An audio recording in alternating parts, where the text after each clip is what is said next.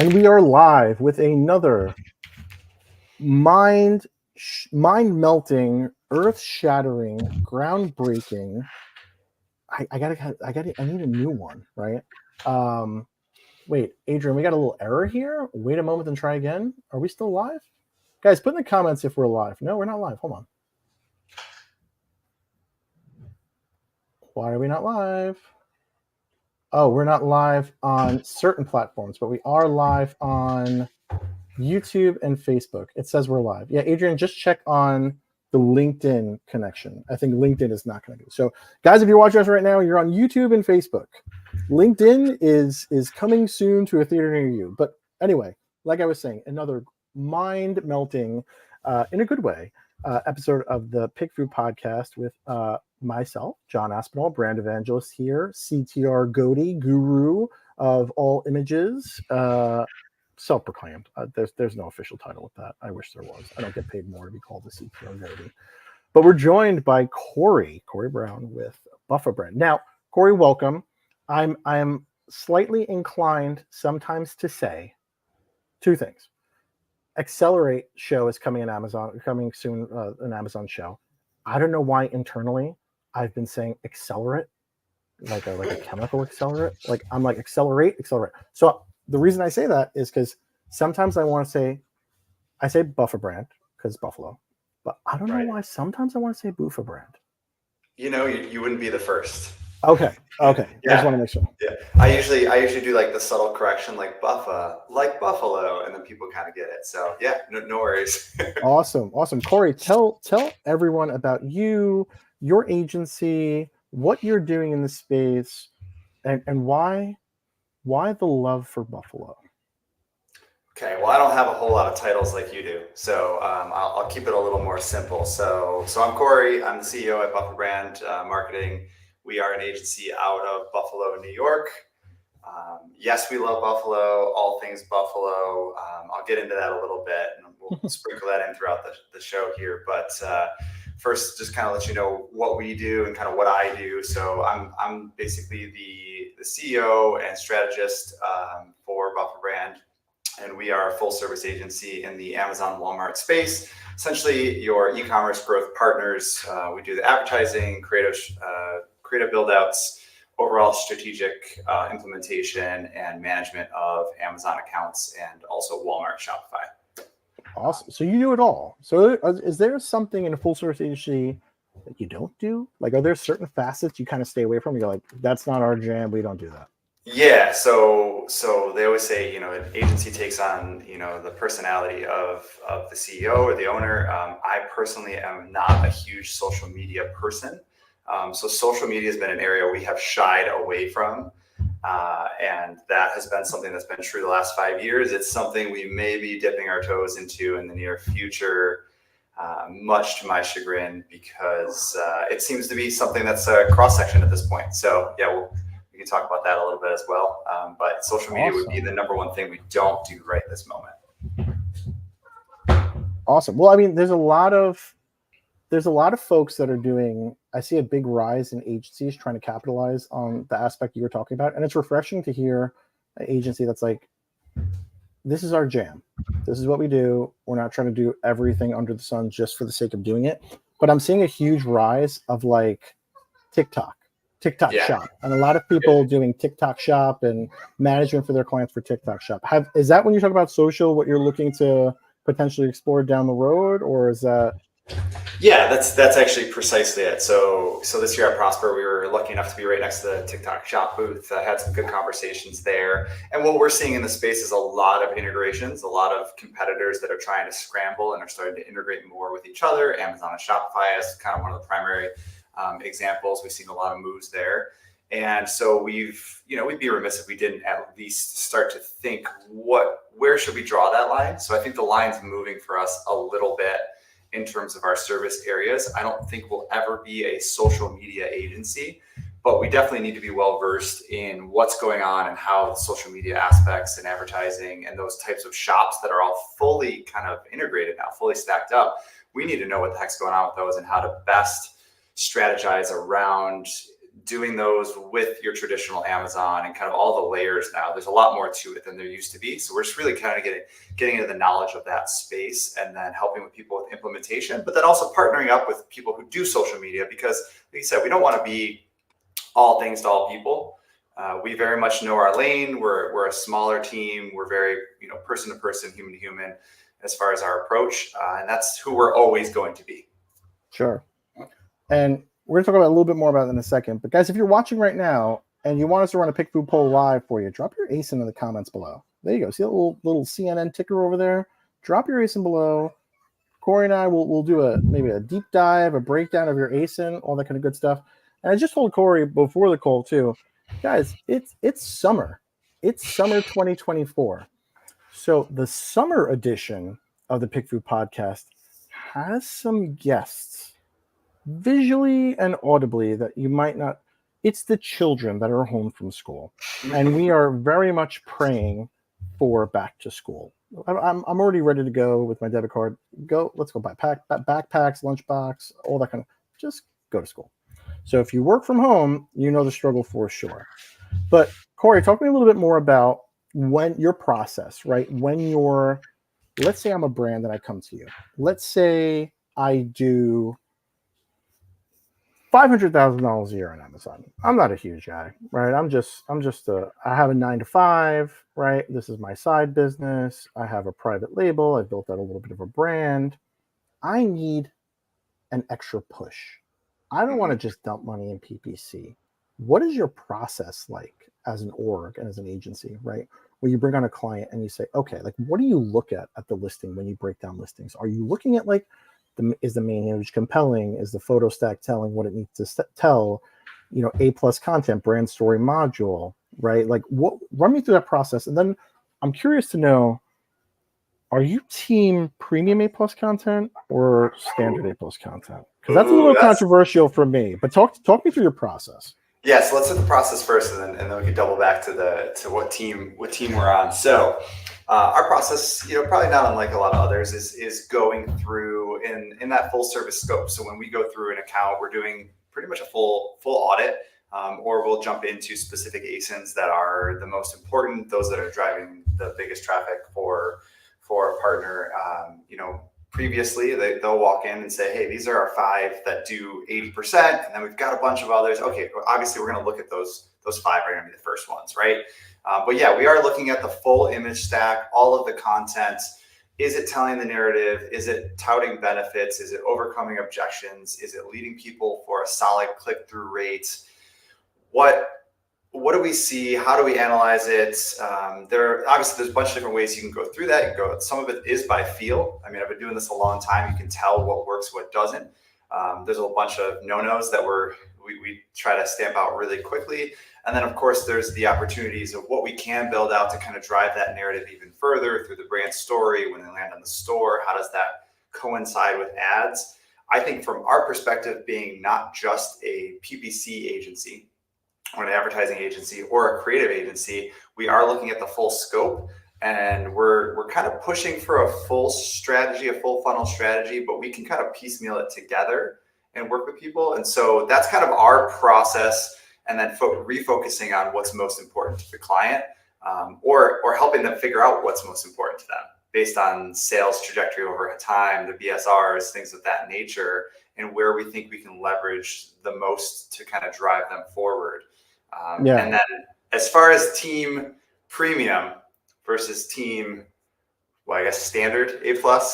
We don't call it basic, right? I used to call it basic, and it gives it a bad connotation. But standard or premium? Yeah, standard or premium. So I would say it does depend on the brand, but in general, I'll say I lean standard.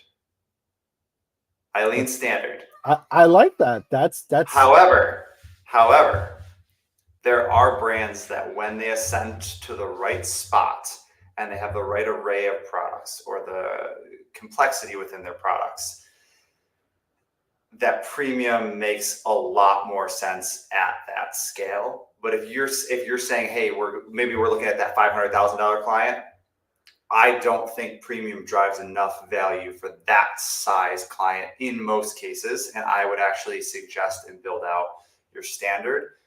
If you came to me with someone who's doing, multi-millions, we might have a different conversation based on the assets that they have available. But I would say typically people in the $500,000 range don't have enough assets to properly build out premium. And therefore our value driver isn't as high for that type of product. And I don't think the return is quite there for a lot of people, even though Amazon kind of wants to say, hey, this is the biggest, this is the best. We haven't seen a ton of significant conversion changes. Yeah, and to me, when people do premium A+, and this is all things you could test in PickFu. By the way, we're going somewhere with this with PickFu. We're not just talking just because I want to pick Corey's brain, right? So, when you have premium A+ content and you have embedded videos, embedded carousels, are people clicking on it, right? So you can run a click test with the A+ content and say, 3 clicks or 2 clicks. Where are the first 3 places you would click to learn more or interact with this A+ content? If you find that people are not clicking on the video to try and play it, I want to learn more about what the video is saying, or clicking on the carousel, to me, standard A+ puts everything right in front of you. There's no gatekeeping of playing a video to see more, scrolling a carousel to see more. They're nice. They visually look great, but does it hurt conversion when someone doesn't play the video and doesn't scroll over? That's kind of my thing. Now, if you have the video and the carousel and still more information as a supplementary, where if someone doesn't click on the video or the carousel, they're still getting the information, and the video and the carousel are just kind of extra, I think that's something worthwhile. Would you agree? Yeah, so the carousel for me is that's almost like the sticking point, because I could say, okay, when it comes to premium versus standard, standards, everything's right there. But premium, okay, you could build basically the same thing, a little less gaps, a little more width, a little more mobile friendly, and you could plug a video in there, whether they click it or not. You have the module space anyways, so it's not going to hurt things. But when it comes to the comparison table versus doing more of a swipe or scroll, the carousel type of deal, that's where you need to know whether people are actually seeing what's behind door number 2 and 3, if they're actually clicking that and scrolling through. Because if they're not, a standard comparison table is actually probably more beneficial for what you're trying to build out, because everything's right there. They can go boom, boom, boom. Oh, they have 6 different styles of this. I'm going to click that. If they don't get to the 3rd style in a carousel, then what good is it doing you, right? And I think that's the conversation that you're driving at. It's just like, if they don't utilize the aspects, that building all of them out is not really meaningful. Yeah, and even especially for mobile, right? Because most of my purchases on Amazon, for me personally, as an individual, I almost want to say 100%, but there's the one time I buy something on my desktop, but 95% it's on mobile. So technically on mobile, I'm not scrolling below the fold because it's an iPhone. Like I'm typically not going down there unless I need more information. If it's something like kitchen shears, an ice cream scoop, we're talking under $25. I'm not really going past the image stack and the bullet points. So for me, where do you weigh on optimization for mobile, right, versus the desktop experience, right? Because your ads, right, if the font isn't large enough, right, or your main hero image, if your CTR wording on packaging is not big enough, right, where you can see it on a mobile device, it's not going to resonate. So what have you seen as far as that goes with optimizing for mobile? So first I have to say I'm the exact opposite. I am 100% shop on desktop only, which people are always like, gasp, I can't believe you don't shop on mobile. I have to take my bias out of it because that's not the normal situation anymore. So optimizing for mobile, obviously super, super important. We have to have it be visually clear so that people can make better decisions. But as an example, the other day I was shopping for this running watch that I have, and it's a pretty high-end watch, and I was excited that they had Premium A+ because it's a big purchase. It's something very technical and very specific to I'm a marathon runner, so I actually want all of the specs and the info and all of the things that this provides. That's hard to convey in a small amount of A+. So I actually was thrilled, and I went through every single box in detail because I'm all in on it. And there's the example, right? That's the example where premium, that's it. Standard wouldn't cut it. Yeah. So it's almost like in my eyes, it's dollar price and or technical aspects. Meaning if it's above $150, $200. I'm going to spend a little bit more time researching or learning more about it. It's not a gut purchase where it's like, okay, $7 ice cream scoop, no big deal. Well, Yep. if it's a $150 vacuum, well, I want to know a little bit more about it. Or if it's something where it comes down to assembly, like if I have to do, my wife wants to order a patio set and I'm looking at them and I'm like, okay, well, is it already pre-assembled? What's the assembly process look like? Do I need tools? I mean, I have tools, but do I need tools or do I have to do this? Or is this, an IKEA kind of situation where it just give me a bunch of lumber and I have to wing it, right? So that to me is important in the buying decision. So for me, I'm always a fan of premium when it justifies it. Like I said, like for the technical aspect, or if it's the dollar price. Because if it's a dollar price and you're selling something for like say $300, well, people aren't just adding to cart like they're buying gum at the checkout line, right? They're looking at it a little bit further. So you have to, just like you said with the watch, you have to know a little bit more. You want to see a little bit more, and people are clicking on that kind of stuff. So it's super interesting. Yeah, and obviously my watch example hits both those parameters, right? It was both expensive and spec heavy. So it's like, that's the perfect use case for premium. Yeah, totally. And then what I also like to show, have I told you I'm a fan of click tests? Once or twice. Once or twice. I'm gonna get a T-shirt that says "Click Test or the best test." So things like this, and everyone knows PickFu for something more of like this or that, right? So we're talking to a lot more agencies, kind of like yourself, where it's like, oh, how can you use PickFu more in your agency work? And it's like, okay, well, what if I don't do creative? What if I just do PPC only? Or what if I just do PPC only for this client? I'm not affecting their assets and stuff like that.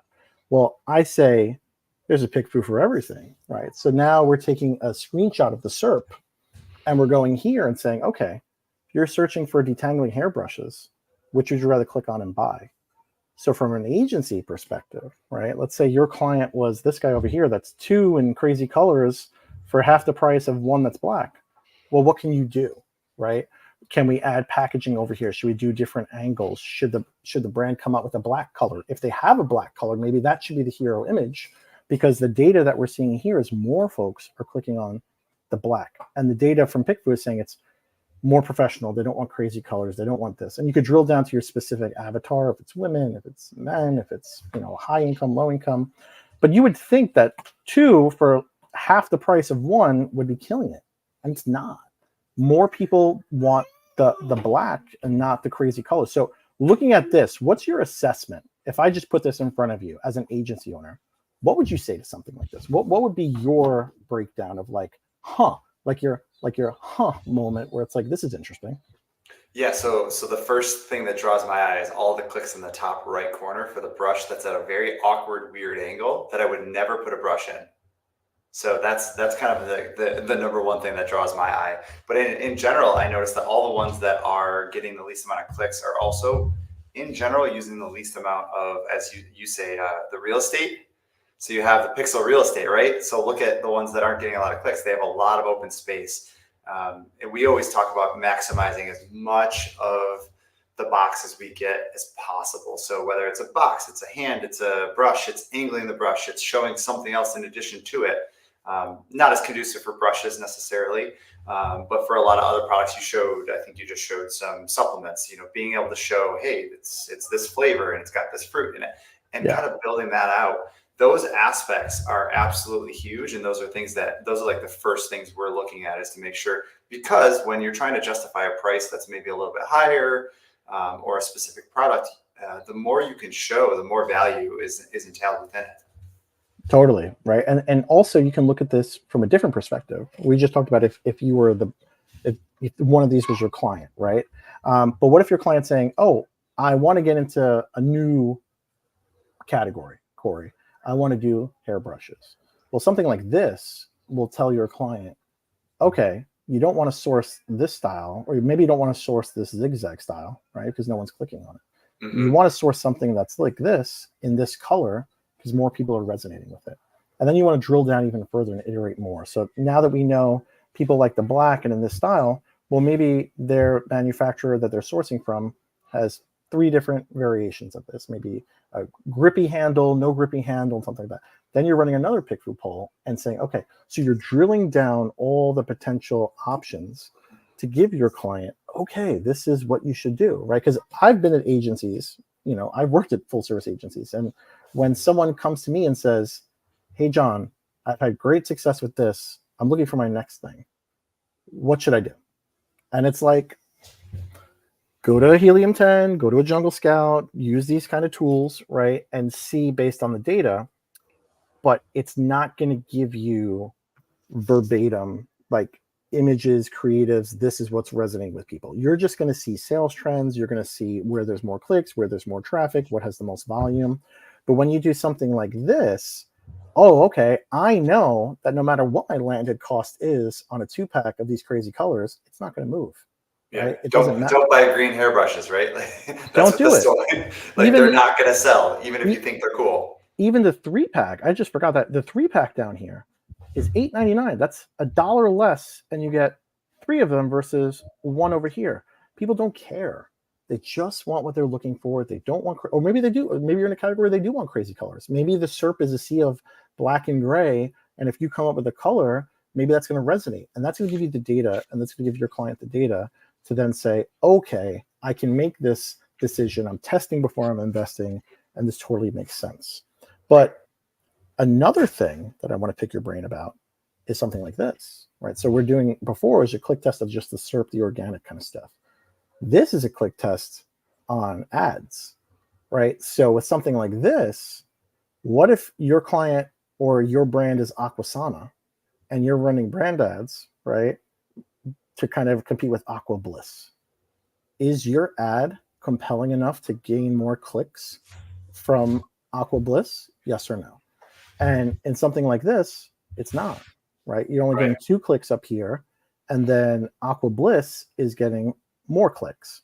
This one's a little of an anomaly because this is like a different, this isn't a filter, this option over here. This is the whole jam. So you really want to, I just did a quick kind of test for the PPC agency for this.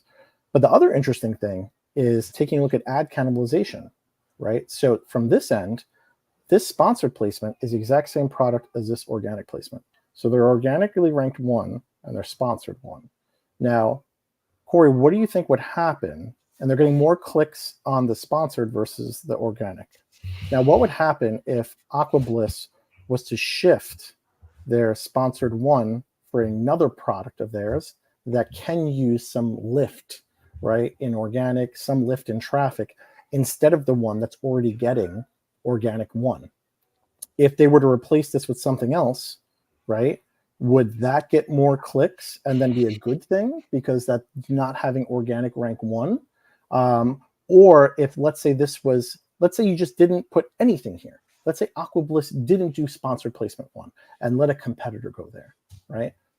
Being that they're organic 1, are they still going to get more clicks? Because right now they're garnering 6 clicks on the same product, just different placement. They're getting more clicks on the paid ad. Now, if this paid ad wasn't here and something else was here, but still having organic 1, would those 4 clicks come over here and be 6 clicks? And then no clicks for whatever rando competitor comes in? Because if that's the case, there goes a really good tacos, there goes a really good ACOS, because then you're pivoting towards something else that may be helping. So I'm curious to know your thoughts on that, because that's another thing that I'm talking to a lot of people about. Because again, when we talk PPC, we're not talking about creative, we're not talking about all this kind of stuff. They don't affect it, PPC agencies or people just doing their PPC. But something like this is telling you, is it best place or best practice to put this ad here? So what have you found, right, in your experience as an agency? Like, what do you typically do when someone comes and they're like, okay, Corey, I want to be sponsored slot 1. I'm already organic slot 1. What do you guys do? Yeah. So I have seen this over the last 10 years. I have actually had this when I first started working in-house at a place here in Buffalo. We had this exact issue all the time. And I had a CEO who was constantly saying, just stay number 1. And I had a CFO saying, stop paying for stuff you don't need to pay for, right? That's the constant pressure. And what Amazon does is it leverages your need to stay in that number 1 slot. to continue to advertise, even though you are cannibalizing your own. And what I have seen time and time again is if you turn that ad off or you switch something out or you try to do anything different, you will slide. So your organic will slide? Your organic will slide. Sooner or later, your organic will slide. Mm-hmm. So when it comes down to it, as much as it stinks to have to pay for that, much like Google has done, here we have basically the conundrum of if you want to stay number one, you need to continue to pay for number one. That's what we've seen over and over and over again. And those who've said, well, we'll wait and see, or, oh, we'll test it out. Guess what? Boom, bottom of page one, off page one. We've seen it time and time again. So if someone came to me with that, I would say, hey, we need to optimize this to be as efficient as possible. We need to stay at number one at all costs, because the percentage of sales, and you know this, probably most people who are going to watch this are going to know this, but the percentage of sales in any category or search result drops off precipitously after the first handful of results, right? So you want to do anything and everything to stay in those results. So yes, people always think, maybe I could just adjust. No, stay efficient, do the best you can to spend as little as possible to stay there and keep your product at number one. In fact, I would even go as far to say you should be going after that sponsor brand as well to some degree to try and choke everybody else out with this. The brands that we see doing the best are comprehensively advertising across the top, and that are also utilizing the bestseller or the top organic rank. That's what we've seen. And then furthermore, with the Aquasana, you kind of mentioned that as well. The biggest thing I noticed up there is that ad. Great, you have that ad, you have that placement. The images they're utilizing, like you had said, they're too small to see. And that's partially just how it lays it out. So you have to kind of account for that in some degree. But also what that tells me is that the image that they've chosen doesn't resonate at all with the customer and who's searching for this. And that should be immediately swapped out and tested with probably 2 or 3 different images to see what actually resonates with someone when they're looking at this, to go, oh, this is the solution. That's the feeling I want to have when I go to use this. All those different types of things that kind of evoke emotion. Exactly. And I always tell people, happy smiling faces living their best life in your lifestyle shots is the best thing. And I don't know this lady, but she doesn't look like she's having the best, most wonderful, relaxing shower experience. So often, even if we're talking about something like pet products, right? If you have a sad dog, no one wants to buy something from a sad dog. If you have something for kids and they look grumpy and they're using it, no one wants to do that, right? So in best practice is always, I'll go on the record, Adrian's in the background documenting these kind of things. Best practice is always camera. I focus the camera looking at the shopper, smiling ear to ear, like there's a Joker, maybe not as creepy, with product and just living best life. Now, it's not always easy to get product in hand, and especially if you're talking about something that's like a supplement. You're not going to have people just walking around holding supplements in the air, but maybe showcasing them living their best life because of the supplement, right? Right. So that's another thing. Yeah, that's another thing that I did over here, right? Where I kind of said, let me zoom out over here. I love showing people this. Corey, did I ever show you this one? I don't think I've seen this one. So one of them is real. The other 3 is AI generated.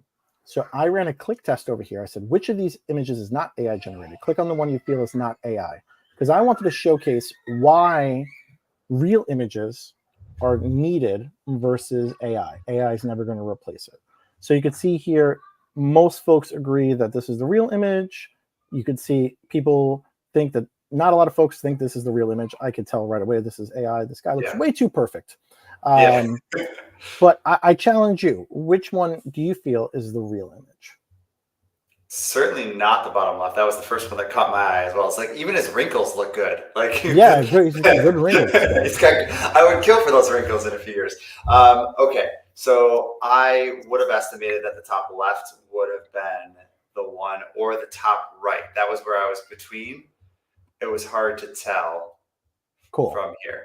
Should I spoil it for you and tell you which one? Yeah, give us the big reveal here. Okay, cool. They're all AI generated. Okay.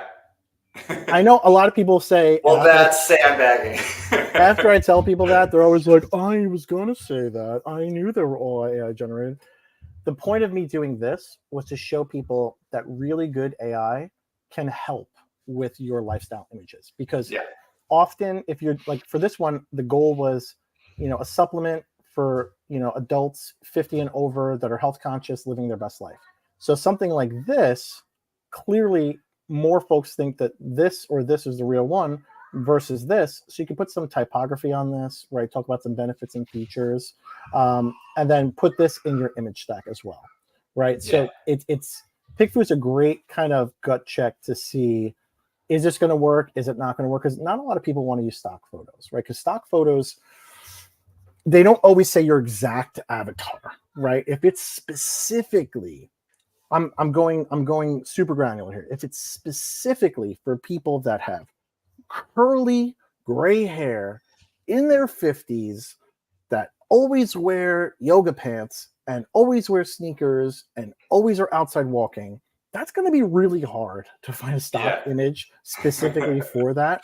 And it's going to be costly to get a photo shoot done specifically for something like that. So that being said, what's your guys' take on, as an agency, assets, right? And then leveraging AI and not leveraging AI for the kind of stuff that we spoke about? Or is that really on the client to just give the best assets?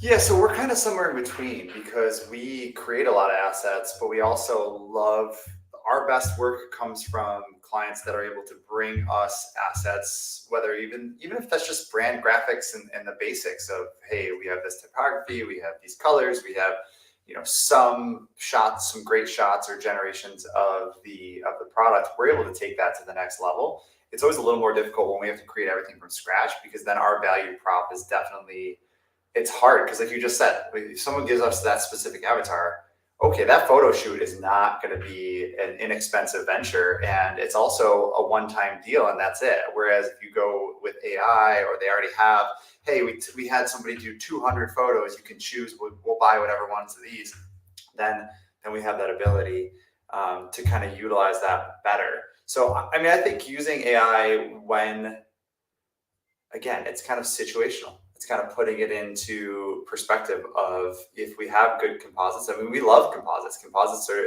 an area, you can't photo shoot everything, right? You got to be able to do good composites and be able to sell it. You use the supplement example. So you have a supplement, something along those lines. How do you show that? How do you show that in a natural environment? Are you able to show that in a gym with someone kind of happy working out, like they love to be there, that type of thing? The only thing I was going to say about the eyes, you said like staring, like looking at the camera. I find that, but I'll also add on having multiple people in the shot who are smiling at each other. So they're not focused necessarily on you, but they're maybe. So we have a client who does this awesome speaker belt. And so some of his shots are people hanging, like friends hanging out at a picnic, and they're all vibing together, right? And they're all smiling. And I'm like, that is aspirational. That tells the story. Like, hey, John over here, he brings the speaker and we're just jamming out, hanging out at the park. Like, did you say speaker belt? Yes. Yeah. You put it was on your belt. It's a speaker? Yeah, so it's this awesome product, and I don't know if I'm allowed to say names or not on here, but it's your client. You can say whatever you want. It's not my client. Go ahead. All right. Well, we've got this awesome client. They're called Bump and Belts, and they aren't up under that name yet. We're doing a relaunch with them right now, so you can keep a lookout for them. But it's basically an awesome like golfing kind of belt, like an athletic belt, and it's got a nice magnetic speaker on it that you can take and you can put it directly onto your belt, or it can like stick on the side of a golf cart. It can stick on the pole if you're playing pickleball, all different types of things there. And you can keep the music flowing while you're going. So that's a situation where I'm like, I don't really want them looking at me. I think they should be vibing with their friends. And then kind of going backwards to that AI generation that you gave. The other thing that I like that I didn't want to interrupt your flow. The other thing I like about those images, specifically the top left, and I know why it resonates with people. If you look at the other three, they're all just kind of standing on a street staring at you, right? So it's like, what are they doing? But that top left, like that's me and, an older version of my wife and myself walking through the park, doing something active. I can see that they're doing something together. That's what's meaningful. That's why people resonate with it. That's why people want to believe that that's not AI, because you could see that couple walking through the park. Now that I look at it, I can tell by the hair, the light through the hair, it comes through too much, and it's very obvious that's AI. Yeah. Everyone after the fact is always like, "Oh, I knew that." Well, maybe if you didn't trick me live on air. I trick everybody. I'm known as the trickster, the main image trickster in the industry. But it's interesting, right? So I always like asking people leveraging AI. So in your flow, right, as an agency, and I've spoken to countless agencies that have large language models, LLMs, different GPTs, different aspects. Are you leveraging any sort of AI in your flow as an agency with your clients? Minimal AI at this point. And part of that's just implementation. And I think there's an idea out there that clients need. I think people in general at this point in time need to get more well-versed in what AI is and what it isn't, because it's hard to sell someone, we're working on a package together. We need to build out full creatives. And if you say AI too many times, they're going to go, well, the price better be cheap, because AI is doing all the work. And you just gave the perfect example. It's like, it's not. There's 1,000 things we need to do.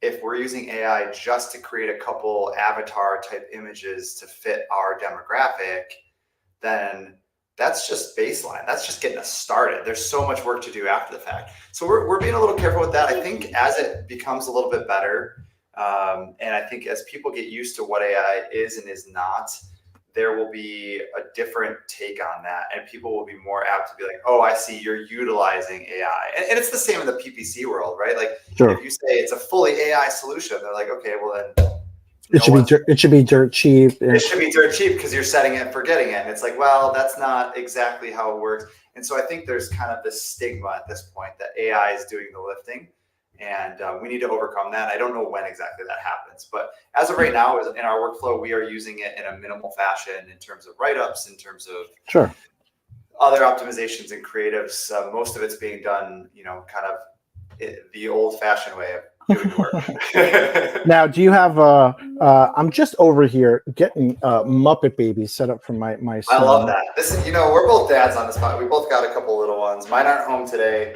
but how I understand. They are turning 6 and 4 over the next couple months. So you're in the trenches with me. You understand. Oh, we're in it, brother. you understand. Just leave it plugged in, pal, because it's gonna die. Okay, leave it plugged in. He's not gonna leave it plugged in. I got 3, 6, and 9. So, and you would think in a logical brain, the 9-year-old would be like well behaved, and nope, the worst one of them all. Worst, biggest goblin culprit of the entire crew. So when we go, I haven't been to a restaurant, Corey, in public with my children is the best way I'm going to call them in years. So I just spoke to someone that their kids are 22 and 26. I was like, oh man, stop rubbing it in. I'm just jealous. But when you say AI, right? When the minimal amount of it, are you talking like a ChatGPT? Are you using like a Claude? Are you using something else?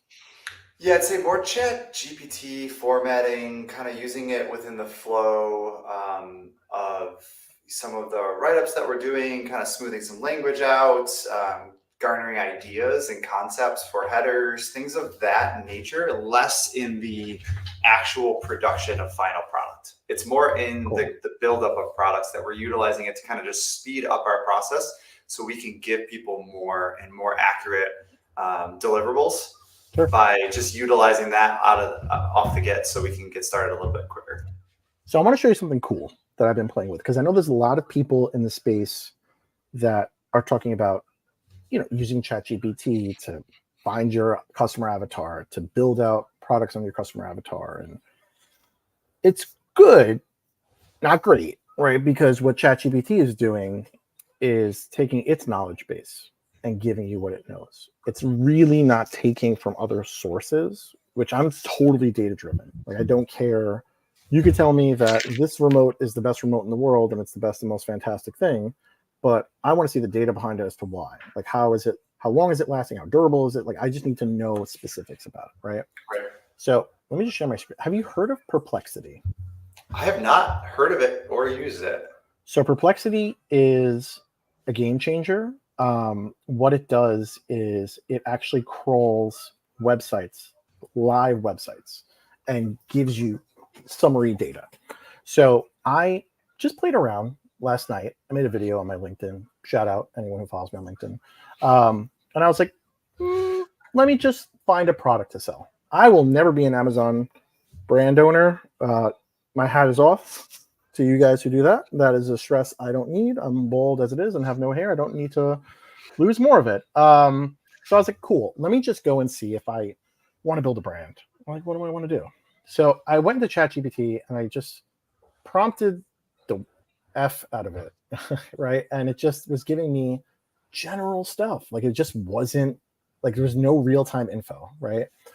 I went to Perplexity and I said, what are the top 5 emerging categories on Amazon in 2024? You see here, it has a collapsible source file where it's searched. So this went on Sell.Amazon, Jungle Scout, Helium 10, Zonbase, YouTube, Jungle Scout again, Marketing, AMZ Scout. And it pulled me the answer and said top 5 emerging categories, right? Health and personal care, beauty and personal care. It gave me some general ideas, right? That's okay. That's not really enough for me. So then I said, cool, give me a listicle granular items of each section. So then it said, it went and crawled all these beauty websites, Amazon, all this other kind of stuff for each one. And then it spit this back out to me and said, hey, for personal beauty care, here's, EOS, Essence, Schick. Like, okay, great. It's telling me a Schick dermaplaning tool. I'm not going to compete with Schick or Chic. I don't know, probably saying wrong. But I'm not going to compete with a huge brand like that, right? I'm not going to compete with CeraVe. I'm not going to compete with La Roche-Posay, which my wife actually buys, and it's ungodly expensive, that stuff. Unbelievable. But it works. It's fantastic. Or, KitchenAid. So then I said, okay, wait a minute. Give me options that have potential based on the data, but are not super saturated for sales and competition right now. So basically told Perplexity, based on the data, give me more granular stuff that's that I still have room to grow in. That's not super saturated. So what it did is identify emerging categories on Amazon, not super saturated. So where did it go? Amazon, other website sources, Scale Insights. It did Google searches over here. Then it researched it for me, right? More Amazon links and stuff like that. And then gave me the answer. So he took that whole big thing and broke it down to snail mucin products, lash clusters. I didn't even know that was a thing. And it says a newer trend in lash extensions that is gaining traction, but not yet fully saturated. So it's literally telling you this is not saturated. Now you can go and check this against like a Helium 10 or Jungle Scout to just see, right? Yeah. But this is a good place to start, because when someone jumps into like a Jungle Scout or Helium 10 or Smart Scout or Data Dive, all these tools, right? That I want to make sure I say all of them. It's not really clear, right, of where you should get started. So then now I said, okay, based on this, I like, bless you, and bless your gun. I like creatine gummies. What can I do when creating a product to launch on Amazon to make it better, make it a better value prop, make it taste better, and what should the branding be? It went and searched branding sites, review sites, Fortune. It went and identify all this kind of stuff, right? It came back. This is incredible. This is next level. And then it said how to have your product. Make sure it's backed by credible science. Make sure it has transparency on ingredients. Make sure you use this manufacturing. Flavor profiles, what not to use, what to use, right? Dosage, what you should use. And I said, cool, here's my ICP. My ICP is a woman in her 20s or 30s who is healthy, likes to stay active, and has an income of 100K plus. Build me a product for creatine gummies specifically for her, right? This is taking all this real data, right, and building it out. So then it's going here and saying, research the target audience. So it's going to all these websites over here, who, what, where, define the key features, right? Women's Health Mag, Nutri ingredients. Can't read today. So then it says, okay, cool. This is what you're doing. Micronized creatine for optimal absorption, infused with vitamin B vitamins, biotin for hair, skin, and nail, no artificial colors, vegan friendly. It's giving me flavor profiles, Corey. Peach, mango, and berry burst, specifically for the avatar, because I said women in her 20s and 30s. Dosage, 2 gummies, 3 grams of creatine. And then it's give me a brand name, Elevate. Giving me a tagline, brand story. What's my key messaging? Visual identity, right?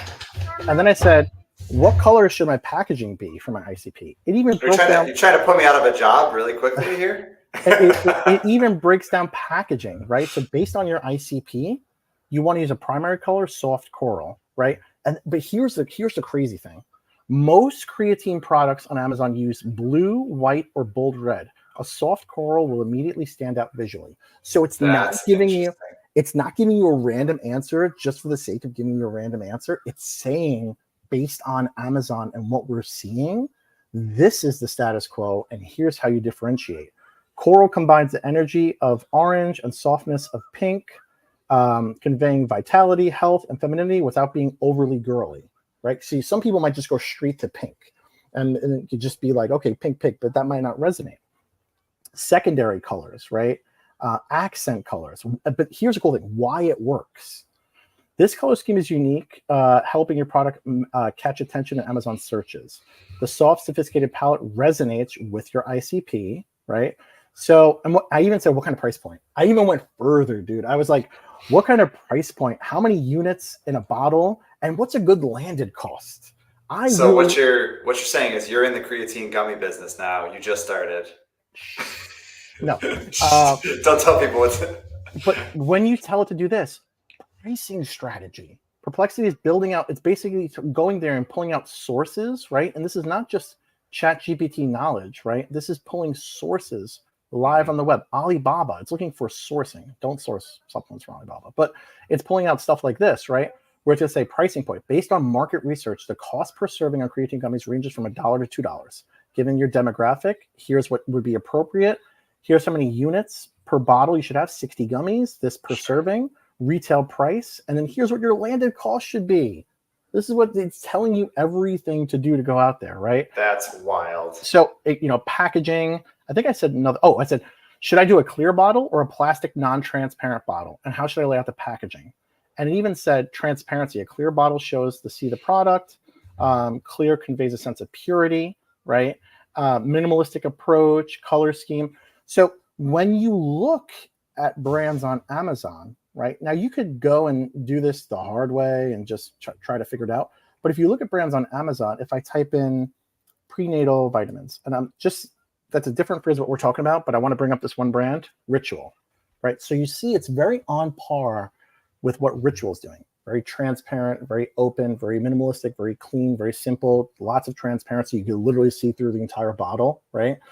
So it's giving you the insights on that tool about how to build typography, front label design. And what I did, I don't know if I could show this or not, but what I did was I took this entire answer and let me see if I can show this. I can show this. So I went into, sorry, just trying to hide PickFu confidential stuff. I went into ChatGPT and I just pasted. I said, create an image, packaging image based on this. I pasted the perplexity into this. Dude, now ChatGPT is interesting to me again. Because as much as this is wacky and it's not even English in some parts of it, it gives you a core kind of understanding of, I could see that being my product. I could take that to a manufacturer and say, yes, I want my brand to be Elevate. It's had creatine gummies. I want it maybe to say the value prop here. This is the color scheme. We're talking about coral. We're talking about sage green. It's building out the packaging for you. So that's my 2 cents on AI, because I feel like a lot of people are getting AI fatigue, meaning you're subscribing to ChatGPT, you're subscribing to Claude, which Claude is fantastic for writing. You're subscribing to Gemini, you're subscribing to whatever else, right? Perplexity. But you have to be using them properly. And I know you said very minimal on your side for AI, and I'm with you. There's a lot of things that AI cannot do, and it's better to wordsmith and kind of craft them yourself. Like bullet points, it's good to have checks and balances and stuff. Is this going to resonate? Or, AI can get you 70% of the way there, but you still have to kind of tweak it and make it, more human sounding. Because not every bullet point could be astonishing, amazing, fits like a glove, like all those jargon that AI and ChatGPT throws in. But something like Perplexity, if you're watching this, I mean, Corey, I know you're listening to this too right now, but I challenge you, because there's a lot of real kind of thought leaders in the space that are using real-time data in Perplexity to understand and build out. And you could have that conversation with it where you're pulling sources and you can always reference back to it. Like, okay, where did it get the idea to say 3 grams in each gummy? Oh, okay, this women's article about best practices for creatine for support or whatever it is says that 3 grams is best practice, right? Yeah, that was my AI spiel, because I was literally up at like, I think 1 a.m. last night playing with Perplexity, and I did that kind of use case. And I that was awesome. I made a video on LinkedIn about it. I was like, if you're using ChatGPT to build out your products, I think you're losing, because Perplexity really, they're kind of positioning themselves to almost overtake Google search. Think about it like this: if I search something on Google, creatine gummies for women, I'm going to get hit with a bunch of good stuff, but I have to go to each and every link and look at it, pull out the best practice from it, pull out the relevant information. Or I could go to Perplexity and just type it in. It's going to pull all those sources together, give me the summary. And if I want to go back and double check, I can click on those sources. Yeah, I think there's 2 things that I think of immediately off of that. Like, one would be, some people might look at it and go, wow, that does a lot of the things that a branding company does. Kind of, right? Like, you have to, like you said, everything with AI at this point is use it for what it's good at and then take it to the next level yourself. And that's what you did there. When we get to the final result of that packaging, like, that gives you the vibe that you're going to go for, but you've got to really get it all specced out. You've got to actually go and complete that. But the research aspect of that is phenomenal. Like, that is an absolutely great starting point. And the other aspect of it is, that's a great setup tool to help an agency like ours do a way better job for you, because a lot of times we'll ask those questions to clients and they don't have any answers or any backing or any data or any information at all. They're like, hey, I'm launching this dog treat brand and I have this one picture and this is my entire mood board. And it's like, okay, well, let's create everything from scratch. Whereas that can give us a lot of basis. It's basically just a nice platform to start from, where you're starting way, way ahead. And it saves the client time. It saves you time. It allows you as an agency to hit the ground running and not have to go back and forth with too much, and have some kind of foundation to grow on, right? Again, like you said, this is not gospel. Like, this is not, oh, okay, that packaging, send it to China to print and send me over 1,000 bottles. Like, no, you have to go through it with a fine-tooth comb and make it really resonate and compelling. But it's getting you 50 or 60% of the way there, where previously you might have been staring at a white bottle that the manufacturing facility has, and you're like, how can I make it better? Well, can I add red to it? Should I make it pink? Should I make it green? And then you're kind of just guessing what you think looks best. And it all kind of circumvents back to PickFu, right? Because something like this, right? You're then checking and seeing, and like, does this resonate? Do you like this with my audience? And targeting down specifically, women 20 to 30 or 20 to 40 that take supplements daily, that are active in their life. Do you like this or do you like this? Oh, no, I don't like this. I prefer to show the gummy on the outside. Okay, well, now I know to put the gummy on the outside. I mean, these are typically best practices anyway, but a lot of folks get bogged down in the terms of service scaries, right? Where they think that if they do something on the main hero image, it's going to affect them on terms of service. But I'm here to say, and you could say, you could agree or disagree or remain neutral, but there is nothing in Amazon's terms of service that says anything about images. Images are within image guidelines. So Amazon's terms of service and image guidelines are 2 separate things. Having a duplicate Amazon account that's selling these same exact items that you're selling on one account or the other, that's against terms of service. Drop shipping, that's against terms of service for the most part, right? All the other kind of things, right? Not sending out inventory, not sending out items properly. Trying to sway customers to come to your website directly. Those are things that are against terms of service. Image guidelines are Amazon's recommendations. What's best practice? So don't do any kind of main image hack on footwear, media, publishing. Those are lockdown categories for Amazon. Don't put an Amazon bestseller badge, as I saw someone on LinkedIn recently say that they used to put those on there. Never do that. We'll put that in my never do this LinkedIn series. Never put your own badges in there. But I would say do lean into TikTok viral badges. I see that a lot of people, if your item is on TikTok and it's as seen on TikTok, as seen on TikTok or TikTok viral is the new as seen on TV from the 90s. Okay. And a lot of people, when they see that, they're like, oh, aha, I know I saw that on TikTok. And to date, we haven't seen, from my end of things, any suppressions or stuff like that. As long as it looks natural, as long as it looks like a real good post edit, as long as it's not floating in the ether in the white space, right? Sure. If it's attached and anchored to the bottle and looks a little bit more organic. A wrap, something to make it look like it's a part of the overall process. Yeah. But exactly. Always best practice. But we're coming up on time here, Corey. But dude, I could talk to you for hours about this kind of stuff. I love talking about this. But I feel like we could do a live for like a 6 hour, and nobody would watch it for more than 45 minutes. No, we could do 6 hours. I'll just ramble. I mean, I'm good at it. My wife is forced to listen to me ramble all day long anyway. But tell people more about where they can find you.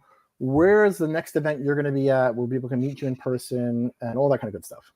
Yeah, so biggest place you can find us is buffaBrand.com. We are not huge on the socials. We do a little bit. LinkedIn, if you want to hit me up, Corey D. Brown on LinkedIn. John's got me over there. You'll see a few posts where we're cross-posting as well. So definitely connect with me there. That's where we put out the most content and some of the thoughts that I have. And as far as events, I will personally be at Unboxed and Accelerate in the fall here. And I'm also speaking at Co-Create which is Alibaba's flagship event in Vegas in September. So sweet. I'll be out there. Is that before or after Accelerate? That is before. That's actually the next event on my schedule. It's the nice. After Labor Day that weekend. So well, I know that we're going to Accelerate and we're gonna hook up and hang out and do some fun stuff. Maybe we'll do some cool content on the showroom floor and for sure all that kind of good stuff. But yeah, guys, this is the PickFu Podcast, the PickFu live stream, also sponsored indirectly by Muppet Babies and Disney Plus. I don't know if Disney realizes it that they're a sponsor of this, but yeah. Hey, Apple, if you're watching this and you want to create a iPad with a 20,000 milliamp battery, so my kid can watch it and not have it always die, that'd be super awesome. But PickFu, consumer insight tool, you can PickFu anything, logos, hero images, A+ content, Muppet Babies. You can A/B split test if Henson and Disney want to do a new Muppet Baby. Which Muppet should they do? So you really can. I had an argument.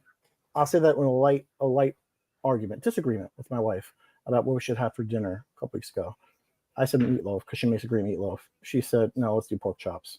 I PickFu'd it. I won. We had meatloaf, right? Because you can PickFu anything. It's a debate settler. It takes the